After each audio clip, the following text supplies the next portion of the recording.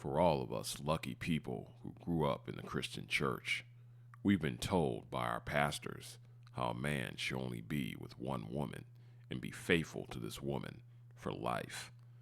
We've been discouraged from ever dealing with more than one woman, and going outside of this boundary is seen as being unfaithful and cheating. Once the man has found the one for him, he is now off the market, and no one else need apply. This is how Western society is operated for as long as it's been around. It is illegal for someone to have more than one wife. It is seen as bigamy. This attitude toward men having multiple wives is only unique to Western society and is a very recent phenomenon. Other countries around the world have been and still practice polygyny and even polygamy. Every culture has their own way of doing things, but is monogamy a suboptimal type of marriage? This isn't to say having only one wife is bad, or being single with no wife is bad. Jesus, John the Baptist, and the Apostle Paul were all single men. As I said before, a man doesn't need a woman. A man needs a purpose. It's about what is most optimal for society and for women. Many will say you cannot fully love more than one woman. You can't give a woman the love and care she needs if there's more than one. Interesting how we don't say this about children. You would never hear anyone say they're depriving their child of love and care because they had multiple children. There are no cases of children being traumatized because they came from a big family. You hear the opposite. Being in a family with many siblings help children develop character and communication skills. The only child is the one who grows up with a false sense of entitlement, social maladjustment, and a lack of character. Many will respond by saying, "But that's different." They won't be able to explain why.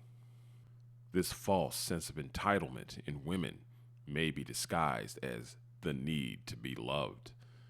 If a man has the ability to take care of multiple women, why should he be discouraged from doing so? Solomon had 1,000 women, 700 wives, and 300 concubines. He was the wealthiest man in the history of the world. He had the means to take care of all those women. Some would like you to believe he fell into sin because he had too many women. The truth is, he fell into sin for the same reason Adam did with one woman.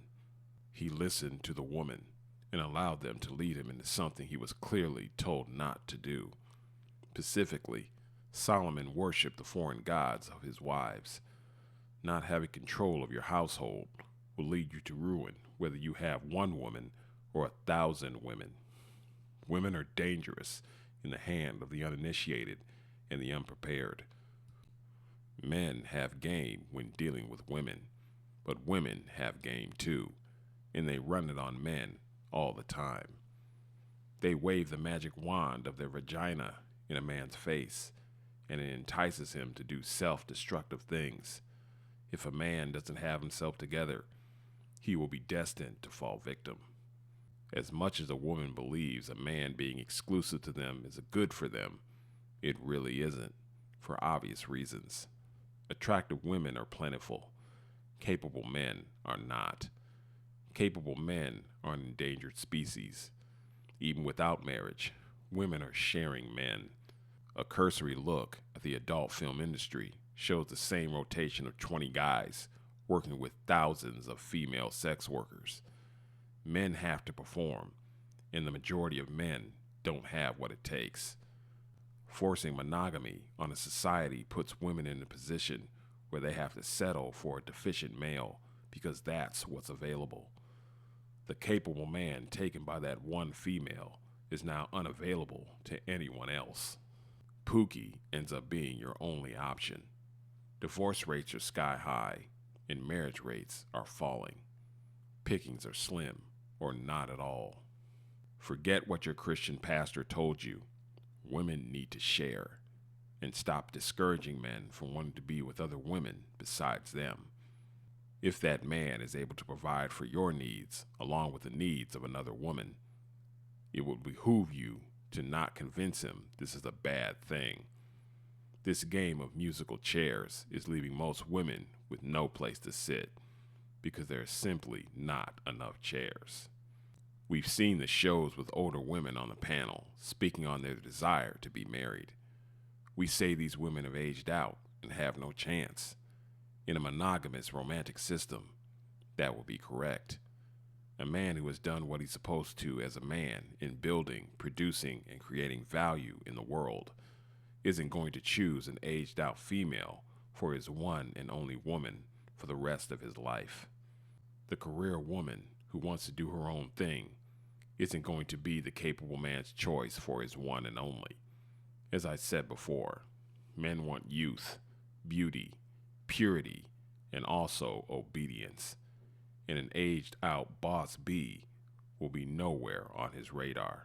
The only place these women have a chance of being with anyone but Pookie is in a polygynous marriage. This woman is well past being any man's one and only, but she could possibly be the third or fourth wife. The capable man has his rotation of youthful and beautiful women. He may have a slot for a woman who plays a different role. The Chicago Bulls went out and got Dennis Rodman, who was 6 years removed from his championship years with the Detroit Pistons. He had already been ran out of town by the San Antonio Spurs and was seen as a head case no one could deal with. He wasn't much of an offensive player. He couldn't shoot, couldn't dribble, pass, or hit his free throws. The Bulls brought him in because he played legendary defense and was a rebounding machine. They didn't need him to be an all-around great player like Michael Jordan because they already had Michael Jordan. They also had Scottie Pippen, who was a well-rounded basketball player in his own right. They brought him in to fill a role, and he did just that. A man already has his Jordan and his Kobe type wife. He may have some room for a Dennis Rodman or a Ron Artest, who isn't the all-around great wife, but a wife who serves a specific purpose for his household. The career woman, the stripper/sex worker, and the aged-out female have a chance to be taken in under this polygynous scenario and be with a man who is capable and respectable. Monogamy leaves these women with no options other than males they don't want. In a monogamous system, a wife who gets older will be seen as less desirable and eventually be tossed to the side for youth and beauty. Instead of the man divorcing you for a more suitable female, why not have her join the household as a sister wife? You don't lose the benefits of being with this man, and you have someone to help you around the household and even the opportunity to mentor a young woman. You're not training your replacement, you're training your assistant. Some will say, this younger woman will make my husband forget about me. He will certainly forget about you if he divorces you to be with her. Looking at you, Bill Gates. Would it not be better for you to remain under this man's care and provision while having an assistant for your own duties? Secondly, this type of thinking comes from the one and only mentality born from monogamy. The man's wives all play a role. The household is a franchise. You hold a place on the team just like the young woman does. No matter how good an athlete is, they're not going to play forever. Time is undefeated, and age claims all. In a polygynous marriage, you still have value to your husband, even as you age, due to your experience and faithfulness to him over the years, and what you have provided for him as a wife. In the end, there are certain things a young woman can provide an old woman cannot. Youth and beauty are one thing, but also the ability to have children, something which is hazardous for older women. Some will say, so she is my replacement, because he'll desire her more than me. We're all better off if we work with reality and biology rather than fight it. Yes, your sexual desirability will fade, but this is a time where you become less of a lover and more of a helper and friend. something your husband will appreciate. This is part of a woman aging gracefully and continuing to be the helper to the man and providing a place of peace and rejuvenation for the man's home. A man knowing you have his back and will make sure he has what he needs to get back out into the world and fight is just as, if not more, valuable than sexual thrills. Sex for most men will only last an hour. What a woman does for her man, the other 23 hours, will ultimately have more value in the long run. This doesn't mean the man will not have sex with you anymore, just not as much as when you were younger. Now let's deal with the obvious question which women bring up when discussing this topic. If men can have multiple wives, why can't women have multiple husbands? One word: adultery. As I explained in my video on what is fornication, the biblical definition of adultery is getting involved with another man's wife. Jesus said in the ministry report of Matthew, a man who divorces his wife outside of fornication makes her an adulteress. He will be putting her in a position of dealing with another man besides her husband, which is adultery according to the law. Yes, it's a double standard the Most High instituted. A man should have as many wives and as many children as he can, and no more. Some people have the ability to have multiple wives and children, and some, or should I say many, don't have the ability to have any at all. All men need to have an honest assessment of where they are in life. This is not about you dealing with your base urges. This is about building. If every man decided not to marry or have children, humanity would cease to exist. Marriage and family is the building block of society and the human race. But this does not mean every man is entitled to it, nor does it mean every man should do it. Marriage is for men only, not overgrown boys with raging hormones. You don't marry vagina.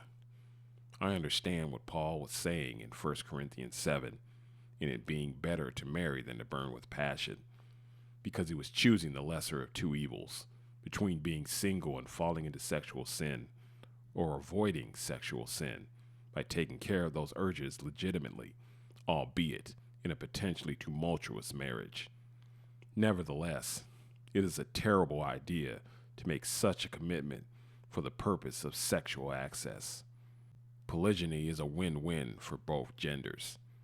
Men get to have a variety of women, and a variety of women get to have a man. Forced monogamy is the opposite.